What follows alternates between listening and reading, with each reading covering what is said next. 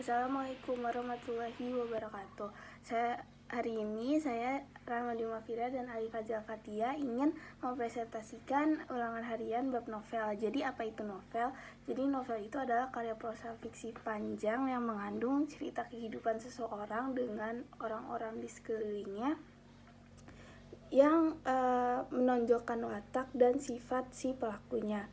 Lalu ada ciri-ciri ciri-ciri dari novel. Yang pertama itu setidaknya memiliki 1 halaman atau lebih dan memiliki 35.000 kata. Lalu memiliki alur yang maju dan kompleks. Lalu memiliki setidaknya 1 impresif, efek dan emosi. Lalu bersifat realistis, memiliki banyak alur, terus memiliki banyak tokoh, terus alurnya berkembang, dan ceritanya tuh ditandai dengan perubahan nasib tokohnya. Selanjutnya akan dijelaskan unsur-unsur intrinsik novel. Yang pertama di tokoh. Tokoh itu adalah pelaku yang terdapat di dalam cerita. Tokoh itu dibagi menjadi 2, tokoh utama dan tokoh cadangan. Tokoh utama itu adalah sentral, di mana sentral ini sering disebutkan di dalam cerita, dan tokoh cadangan tidak terlalu sering disebutkan di dalam cerita, namun membantu peran utama di dalam cerita tersebut. Untuk sifat-sifat tokoh sendiri dibagi menjadi 2, yaitu tokoh protagonis dan antagonis. Protagonis ini adalah tokoh yang disukai pembaca karena sifatnya yang baik, dan tokoh antagonis ini adalah tokoh yang tidak disukai pembaca karena sifatnya yang jahat. Alur atau plot adalah rangkaian peristiwa yang membangun suatu cerita. Jenis alur ini dibagi menjadi 3, yaitu alur maju, alur campuran, dan alur mundur. Alur maju ini adalah cerita yang dimulai dari awal hingga akhir cerita. Alur campuran yang memperlihatkan cerita meloncat-loncat antara masa lalu dan masa kini. Alur mundur itu yang ceritanya dikisahkan dengan membayangkan masa lalu. Selanjutnya ada latar. Latar itu adalah gambaran tempat kejadian di dalam suatu cerita. Jenis latar itu dibagi menjadi 3, latar tempat, latar waktu, dan latar suasana. Latar tempat itu berisi di mana kejadian tersebut terjadi, dan latar waktu itu berisi rincian keterangan waktu pada cerita, dan latar suasana itu menunjukkan bagaimana kondisi lingkungan tersebut. Berisi di mana lingkungan pada tokoh tersebut. Dan selanjutnya ada amanat. Amanat itu adalah pesan yang ingin disampaikan secara tersurat dan tersirat.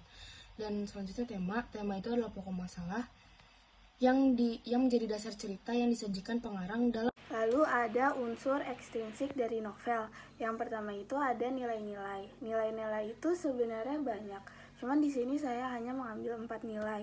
Yang pertama itu ada nilai moral. Nilai moral itu nilai yang dalam rangka mendidik seseorang dalam aspek persoalan hidup. Lalu ada nilai sosial. Nilai sosial itu nilai yang berkaitan dengan masyarakat. Lalu ada nilai budaya. Nilai budaya itu nilai yang berkaitan dengan kebiasaan seseorang atau adat istiadat. Lalu yang terakhir itu ada nilai estetika. Nilai estetika itu nilai yang berkaitan dengan keindahan. Lalu yang kedua itu ada si latar belakang pengarangnya. Latar belakang pengarangnya ini mencakup yang pertama ada riwayat hidup si pengarangnya. Lalu ada kondisi psikologisnya, lalu ada aliran sastranya. Terus yang ketiga itu ada latar belakang bermasyarakat, mencakup yang pertama kondisi politik, lalu ada kondisi sosialnya, lalu ada ideologi negaranya, sama ada perekonomian negaranya. Selanjutnya ada jenis-jenis novel. Yang pertama itu berdasarkan kejadian, yang pertama fiksi, dan yang kedua non-fiksi. Dan yang berdasarkan genre ini sebenarnya banyak, tapi saya ambil contoh 3. Yang pertama romantis, yang kedua misteri, dan yang ketiga horor. Tambahkan tentang jenis novelnya, lalu ada berdasarkan isi dan tokohnya. Yang pertama itu ada tenlit, yang kedua ada songlit, lalu ada ceklit, dan yang terakhir itu ada yang dewasa. Jadi lalu ada kaidah kebahasaan dari novel. Yang pertama itu kita menggunakan kata keterangan waktu. Nah, kata keterangan waktu ini kata pembentuk si latarnya. Contoh katanya itu ada segera, kemudian, sekarang. Lalu yang kedua ada menggunakan kata tindakan. Nah, menggunakan kata tindakan ini kata yang menentu si alurnya. Contoh katanya itu kayak membasahi, mematikan, atau membantu. Lalu ada kata menggunakan kata penggambaran pikiran. Ini tuh kata yang pembentuk si unsur penekohannya. Contoh katanya itu kayak ada berpikir, terus membatin, berucap, berharap gitu. Terus yang terakhir itu menggunakan adanya dialog berseling dengan monolog. Contoh katanya itu ada tenaga sudah melebihi batas, Pak.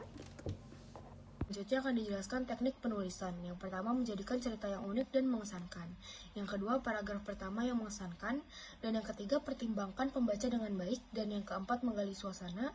Dan yang kelima, menggunakan kalimat efektif. Dan yang keenam itu menggerakkan tokoh karakter dan fokus pada cerita tersebut. Lalu masuk ke langkah-langkah dari pembuatan novel. Yang pertama itu menentukan tema yang akan diangkat di dalam novelnya. Lalu kita menentukan siapa tokoh dan bagaimana karakternya.